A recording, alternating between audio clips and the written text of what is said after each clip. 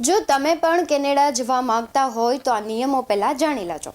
હાલ ગુજરાતીઓ અભ્યાસ માટે કેનેડા જવાનું વધુ પસંદ કરી રહ્યા છે, ત્યારે કેનેડા સરકારે નિયમોમાં મોટો ફેરફાર કર્યો છે।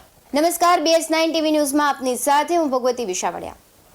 હાલ ગુજરાતીઓ અભ્યાસ માટે અને નોકરી માટે વિદેશ જવાનું વધારે પસંદ કરી રહ્યા છે ને એમાં પણ સૌથી વધુ કેનેડા જવાનું પસંદ કરી રહ્યા છે।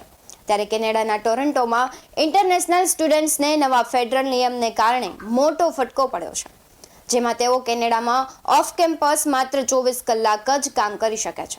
સપ્ટેમ્બર એટલે કે ચાલુ મહિનાથી આ નવો નિયમ લાગુ પડી જશે અને જેના કારણે કેટલાક ભારતીય વિદ્યાર્થીઓએ પણ એવું પણ કહ્યું છે કે ટોરન્ટોની હાઈફાઈ લાઈફસ્ટાઈલને પહોંચી વળવા માટે સપ્તાહમાં માત્ર 24 કલાક જ કામ કરવાથી મેનેજ નહીં થાય।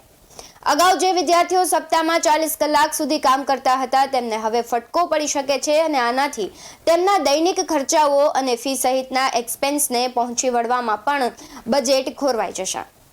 કેનેડામાં હાલ કુલ 3.2 લાખ ભારતીય સ્ટુડન્ટ્સને ગીગ વર્કર તરીકે કામ કરી કેનેડાના અર્થતંત્રમાં તેમનું મોટું પ્રદાન આપી રહ્યા છે, ત્યારે ઓફ કેમ્પસ એટલે કે યુનિવર્સિટીના કેમ્પસની બહાર મળતી નોકરીઓ કરીને સ્ટુડન્ટને તેમનો રહેવા અને ખાવાનો ખર્ચ કાઢતા હોય છે।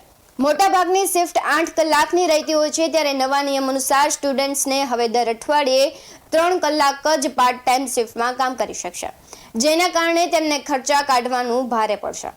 કેનેડામાં મે મહિનાથી આ કલાક દીઠ $17.36નું મહેનતાણું અમલમાં છે। હવે ઓસ્ટ્રેલિયાની વાત કરું તો ઓસ્ટ્રેલિયામાં પણ હવે 2.70 લાખ સ્ટુડન્ટની મર્યાદા છે।